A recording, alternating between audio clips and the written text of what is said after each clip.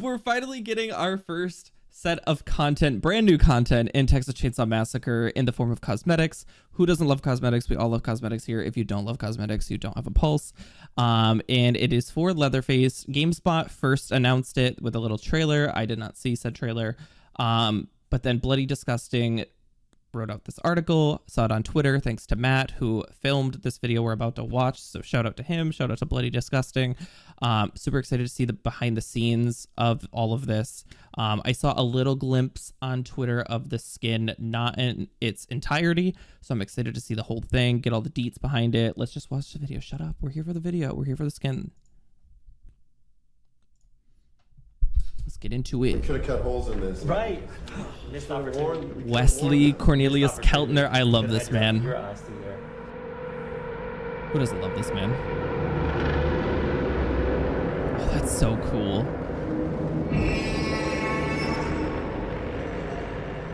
My name is Greg Nicotero.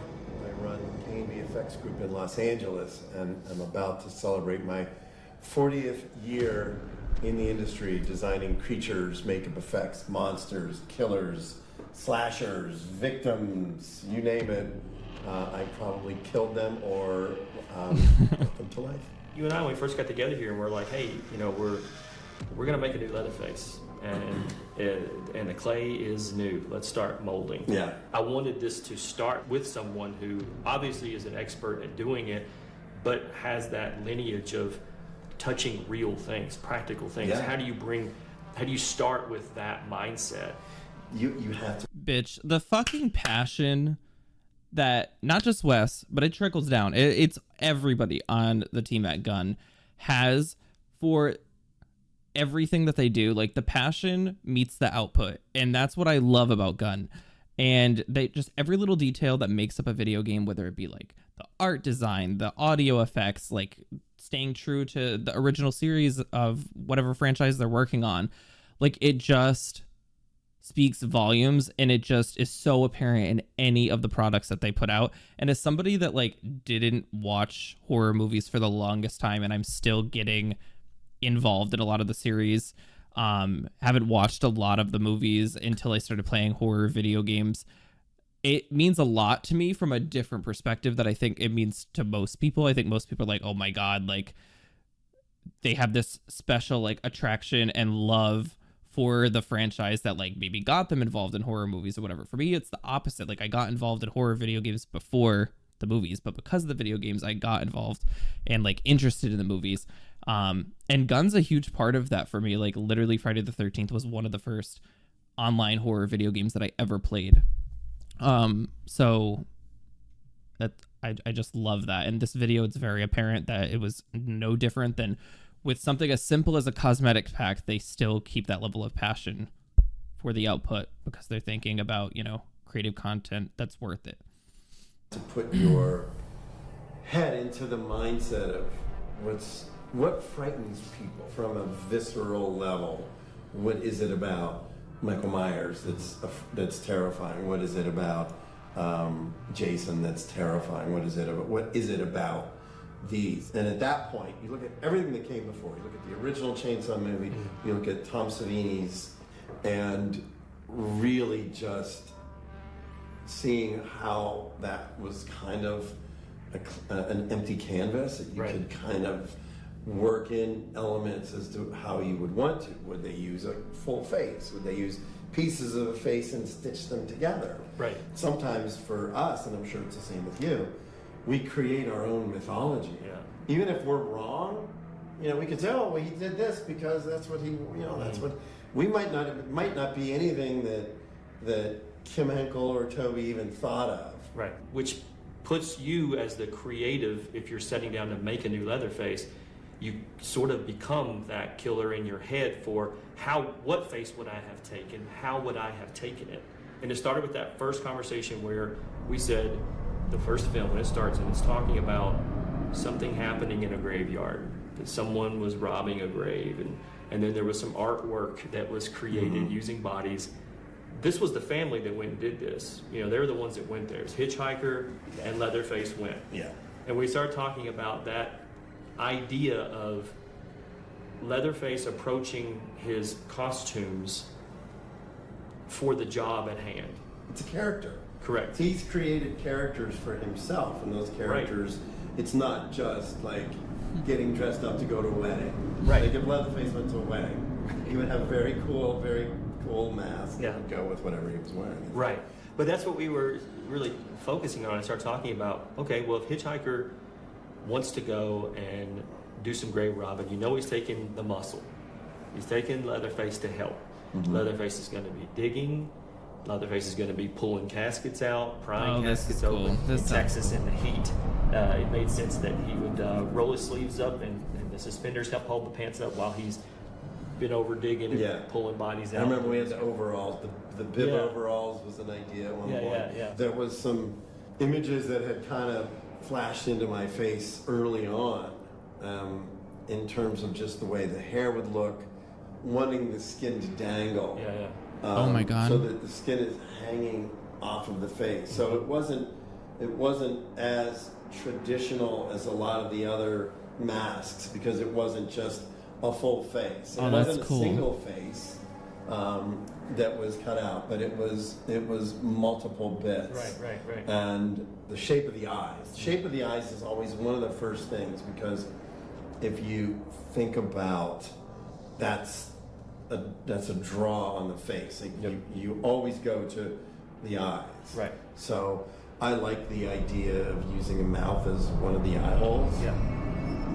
Silicone. Oh my God. If you deal with silicone material, which is what we use a lot of times to make these things practically, they have weight to them. Mm-hmm. So if you have a hole that's that big, it will tend to stretch and droop a little bit and distort. I mean, it's the signature look for this one. I mean, that's what set this apart. If you were in a dark hallway with a little bit of light and you just saw that screaming face, if Leatherface was not looking directly at you, but he was turned away and his chin was down and all you would see would be the nose and the mouth and that frozen in fear.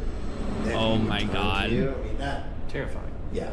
Well, the other challenge we had was the saw. You know, the original 1974 film, Leatherface carries a pull-on chainsaw. I remember our first conversation because, when we started talking and I was all about the mask. Yeah. And then you're like, okay, now we got to talk about the chainsaw. I went, oh shit. Like, oh no. I haven't gotten there yet. I'm still on this. Yeah. And you did exactly what you just did. You started talking about, well, in the movie they use this. And I was like, damn, this guy knows a lot about his chainsaws. Yeah. Maybe I didn't want him carrying the same saw. I wanted to Right. approach this differently.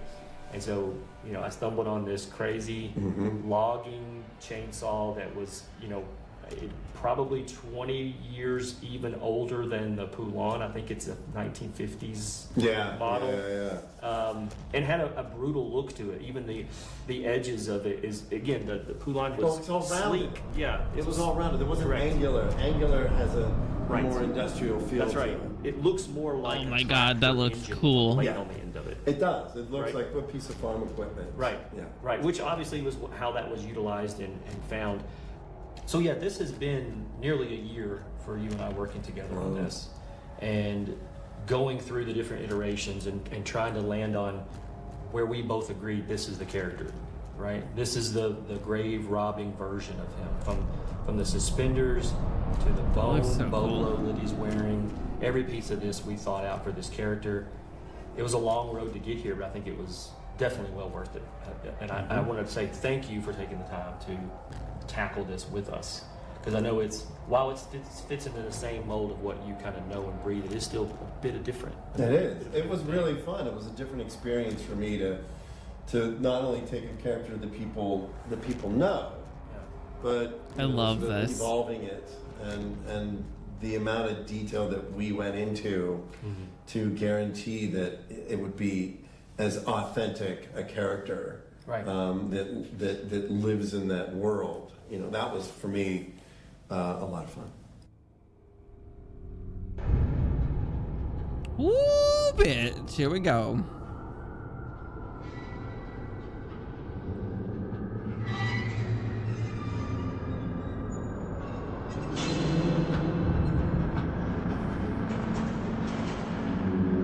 Oh, That chainsaw is so beautiful.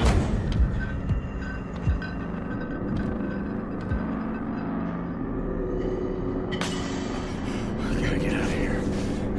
Yeah, you do.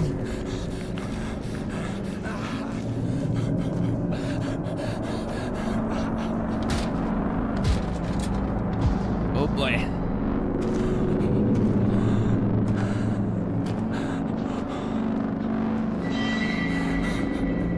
Why are they doing this?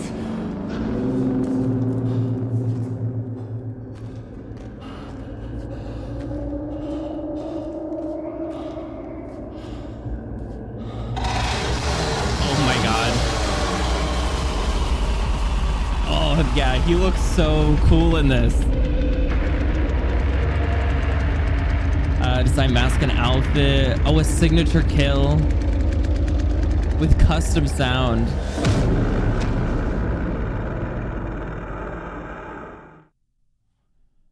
$15.99 coming this October. Oh my god, I love.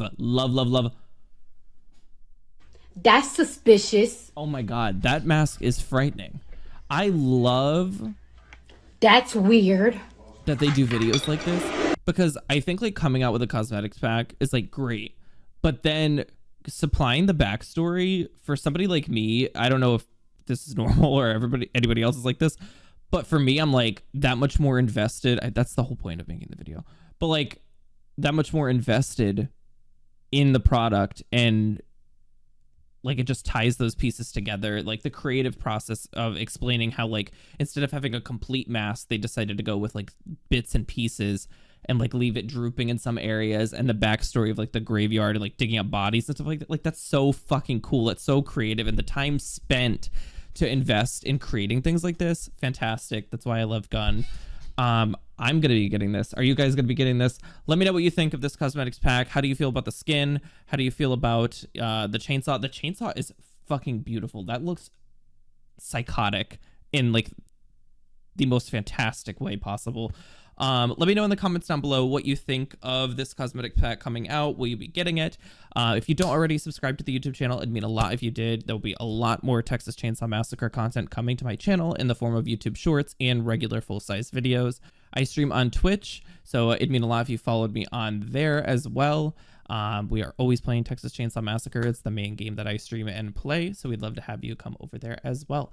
And all of my other socials are in the description down below, with the links again to the Twitch channel, and then to my Twitter, to my TikTok, Instagram, things of that nature, and our Discord server as well.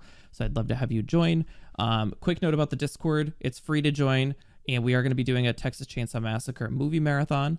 So if you want to take part in that, it will be happening at some point this October. So we'd love to have you join and take part in that movie marathon with us. But I hope you guys have a great day. Just always remember, do more to be more, and I will see you at the next one.